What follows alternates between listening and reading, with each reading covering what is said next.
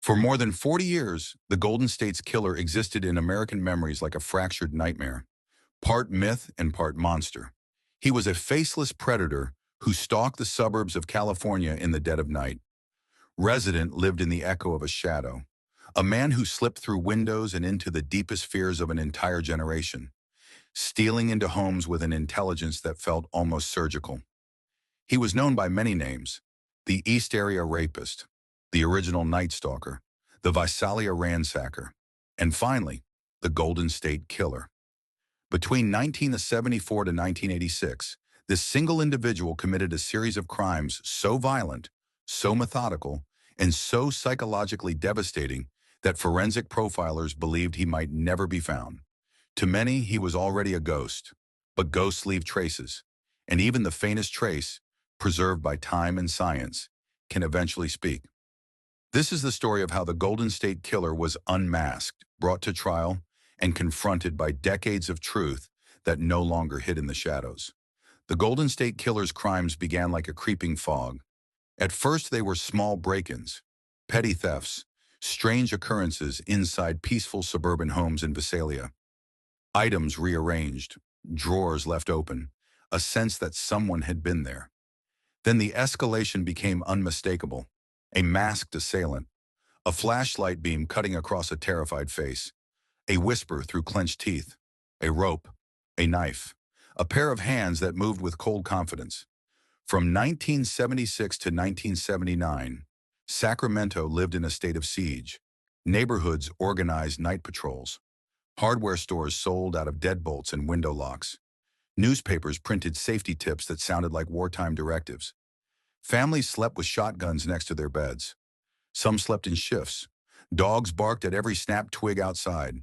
Detectives rotated overtime shifts until their marriages strained and their health cracked.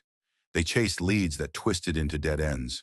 They held press conferences pleading for calm. Yet each time they almost caught him, he vanished. Silent, swift, calculated. Then in the early 1980s, the attacks shifted to Southern California, and the monster who had once only tied people up began killing them. The terror that began with whispers ended in screams. By the early 2000s, the Golden State Killer case had become a dark monument in the halls of law enforcement. Generations of detectives had touched the files, adding notes, theories, diagrams, and evidence until they seemed like archaeological relics of a long-dead war. Cold case investigator Paul Holes would later describe entering the evidence room as stepping into a tomb of unanswered questions. DNA, preserved on microscopic swabs from the 1970s, still sat in sealed envelopes. No match, no suspects, just a string of numbers representing a man who had never slipped, not even once, and had walked into history as one of the most elusive criminals in America. But technology evolves, and ghosts grow careless with time. In 2017, a radical idea emerged among the investigators. What if the killer's family tree could expose him? Genetic genealogy had exploded in popularity with consumer websites that allowed people to upload their DNA to discover relatives. These databases often included thousands of distant cousins. Investigators uploaded the Golden State Killer's DNA profile to one such open-source platform. The sample found distant relatives, fourth, fifth cousins who shared ancestral DNA markers. The findings were faint, like tiny sparks in darkness. But sparks can be followed. Dozens of family lines were mapped, hundreds of names analyzed, birth certificates, death records, marriage licenses, and old census documents were scrutinized to build branching trees that reached from the 1800s to the present. And among those branches, one single potential subject emerged. A man who lived in the right cities at the right times, who was athletic in his youth, who had a history of violence, and who had once been a police officer. And the man goes by, Joseph James DeAngelo. The name hit the investigative team like a lightning thunder strike. His age matched, his movements matched, his personality profile, angry, meticulous, authoritarian, matched. But suspicion wasn't enough. They needed DNA. Detectives began surveillance on DeAngelo's quiet suburban home in Citrus Heights. He gardened, he tinkered in his garage, he rode a motorcycle, his gait stiff but still purposeful. They followed him to stores, to gas stations, to hardware shops. They waited. One afternoon, he discarded a tissue into a trash bin outside his home. Investigators retrieved it within minutes, sealing it as though it were a piece of ancient treasure.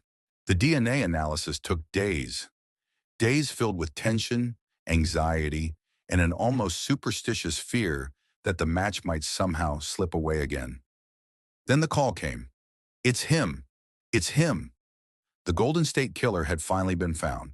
On April 24th, 2018, a team of officers surrounded DeAngelo's home. He stepped outside holding a bag of groceries. For a moment, time itself seemed to pause. Then officers moved. Joseph DeAngelo, you're under arrest.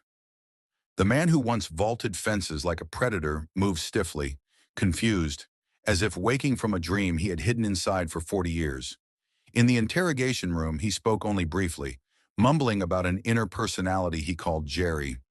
I didn't want to do those things. I couldn't stop Jerry. Detectives dismissed it. The monster wasn't Jerry. The monster was sitting right in front of them. The arrest brought a flood of emotion across California. Survivors who had lived most of their lives in the shadow of trauma suddenly felt the weight lifting and shifting onto a courtroom. The prosecution team, representing different counties across California, prepared an unprecedented collaborative case. Though many rape charges were too old to prosecute, they could still be described in detail during sentencing. The courtroom became a sanctuary of truth. Victims, now decades older, sat shoulder to shoulder, people who had never met, yet were connected by the same dark encounter with him. Some were grandmothers now, some were retired, some still slept with lights on. All had waited for justice for many years. DeAngelo entered wearing an orange jumpsuit, thin, frail, pretending to be weaker than he truly was. Prosecutors saw through the act. So did the survivors. His eyes were alert, black, unblinking, calculating. The same eyes described in the 1970s by victims who survived him. Because of his age and the mountain of evidence, DeAngelo agreed to plead guilty in exchange for avoiding the death penalty. The hearing took place in a university ballroom converted into a courtroom due to pandemic restrictions. Hundreds attended. Prosecutors read the charges aloud one by one. After each count, the same quiet, rasping response. Guilty. Over and over. 13 murders. Dozens of kidnappings. And admissions to assaults he would never be legally charged for. A woman who had been a 15-year-old rape victim at the time wept openly. Another gripped her husband's hands so tightly her knuckles turned white. Reporters described the atmosphere as suffocating.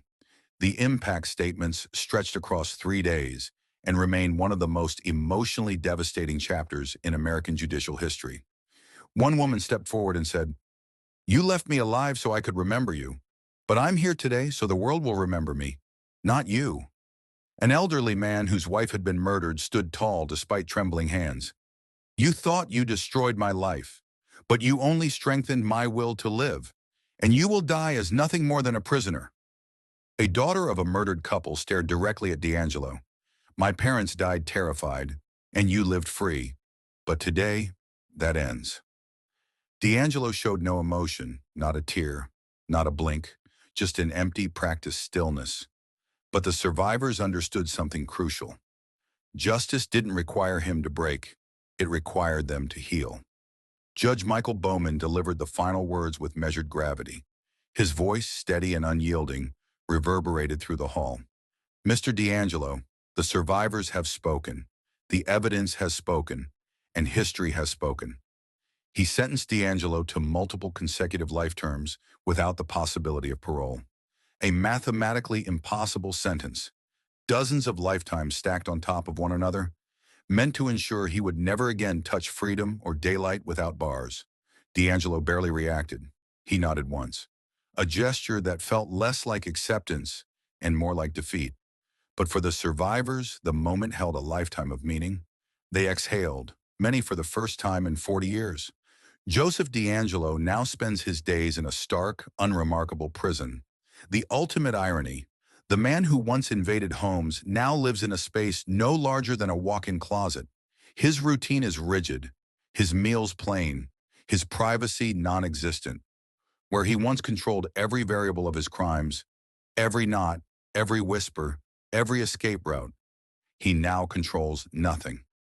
In prison records, he is not listed as the Golden State Killer, not the East Area Rapist, not even the Visalia Ransacker. Just inmate DeAngelo, a number, a frail man whose legacy has been stripped to its brutal essence. The prosecution of Joseph James DeAngelo changed American criminal justice in three historic ways. 1. Genetic genealogy became a permanent investigative tool. Hundreds of cold cases have since been solved using the same method that caught DeAngelo. 2. Survivors found their voices.